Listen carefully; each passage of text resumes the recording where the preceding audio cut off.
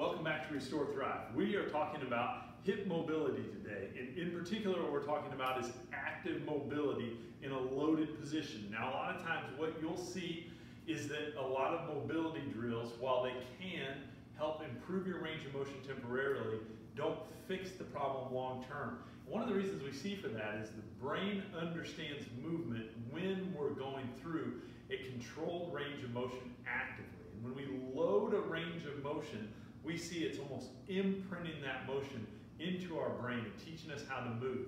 So what we're going to talk about today with hip extension is the idea that not only do we need to be able to get our leg behind us when we're in a walking position or a running position, we also need to be active with that leg behind us, meaning my quad and my butt should be able to fire when my leg's behind my body without having to throw my back into the equation to get that leg to work. So what we're going to do with our band here, you can see we've got it set up a little bit higher.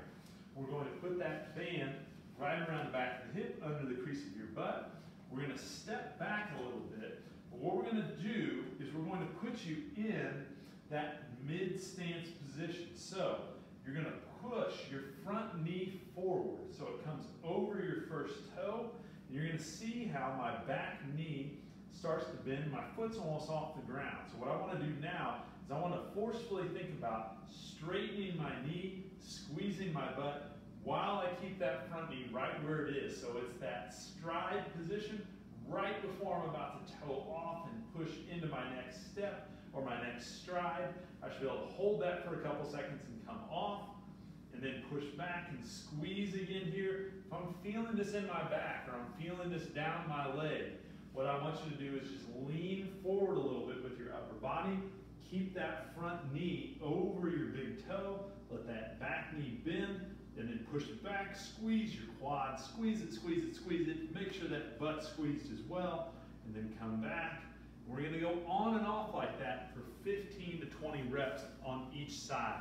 So if you found that you've had some issues around your hip or around your low back, or pain even going down the back of your leg, if you've been given a diagnosis of something like stenosis, which is a closing of that space that happens when your back arches backwards, this is a great way to open up your hip in a very active way that should translate to better mechanics when you're up and moving around. So give this one a try at home, guys. Let us know what you think. We'll talk to you again soon.